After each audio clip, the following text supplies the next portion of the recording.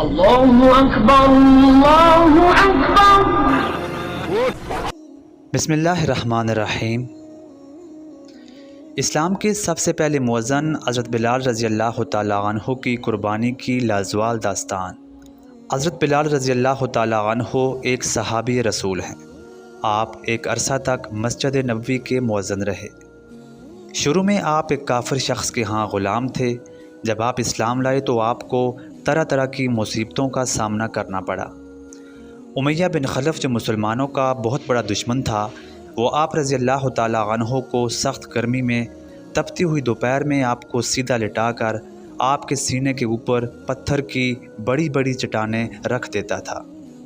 امیہ بن خلف نے آپ رضی اللہ تعالیٰ عنہ پر بہت مظالم ڈھائے تاکہ آپ اسلام سے ہٹ جائیں، مگر آپ رضی اللہ تعالیٰ عنہ دین اسلام پر قائم رہے اور اتنے ظلم ہونے کے باوجود بھی ان کی زبان سے احد احد یعنی معبود ایک ہی ہے کی صدائیں بلند ہوتی رہی۔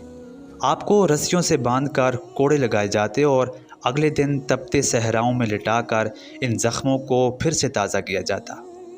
گویا کہ آپ کو اتنی زیادہ تکالیف دی گئی کہ جن کا تصور بھی نہیں کیا جا سکتا۔ اتنی تکالیف کے باوجود آپ دین اسلام سے ایک ذرا بھی پیچھے نہیں ہٹے۔ حضرت ابوبکر صدیق رضی اللہ تعالیٰ عنہ نے آپ کو اس حالت میں دیکھا تو آپ کو خرید کر آزاد کر دیا۔ یہ وہ دور تھا جب مکہ میں بت پرستی اپنے عروج پر تھی۔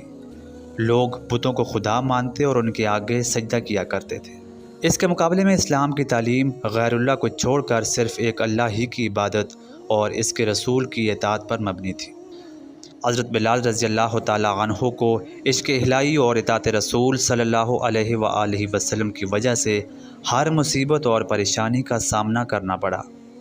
آپ کو صبر اور استقامت کا یہ صلہ ملا کہ اللہ تعالیٰ نے آپ کو دربار نبوی میں مؤذن بنا دیا۔ آپ رضی اللہ تعالیٰ عنہ کو اسلام کا پہلا مؤذن بھی کہا جاتا ہے، کیونکہ رسول اللہ صلی اللہ علیہ وآلہ وسلم کے حکم سے ایک لمبے عرصے تک اذان کہنے کی خدمات سر انجام دیتے رہے۔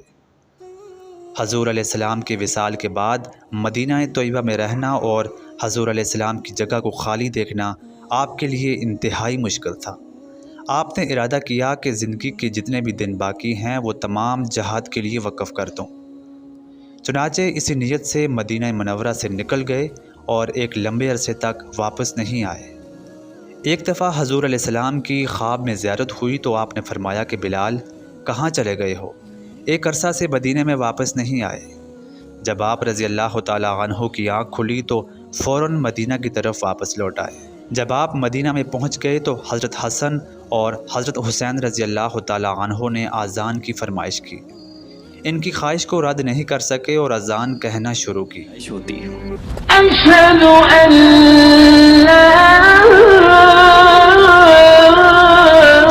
حضور صلی اللہ علیہ وآلہ وسلم کے زمانے کی اذان کی آواز سنی تو پورے مدینے میں ہر طرف کوہرام مچ گیا۔ عورتیں، بچے، بوڑھے اور تمام لوگ روتے ہوئے گھروں سے باہر نکل آئے، کیونکہ تمام لوگوں کو حضور علیہ السلام کا دور یاد آ گیا تھا۔ آج ایسا لگ رہا تھا جیسا حضور صلی اللہ علیہ وآلہ وسلم دوبارہ دنیا میں لوٹ آئے ہیں۔ کچھ عرصہ وہاں پر رہنے کے بعد آپ دوبارہ واپس لوٹ آئے اور 60 ہجری کے قریب دمشق میں آپ کا وصال ہوا۔ آخر میں اللہ سے دعا ہے کہ وہ ہم سب کو حضور علیہ السلام کے مبارک طریقوں پر چلنے کی توفیق عطا فرمائے۔ آج کی ویڈیو میں اتنا ہی۔ ملتے ہیں آپ سے اگلی ویڈیو میں کسی نئے موضوع کے ساتھ۔ تب تک کے لیے اللہ حافظ۔ اگر آپ کو ہماری یہ ویڈیو پسند آئے تو ویڈیو کو لائک کر کے چینل کو ضرور سبسکرائب کریں۔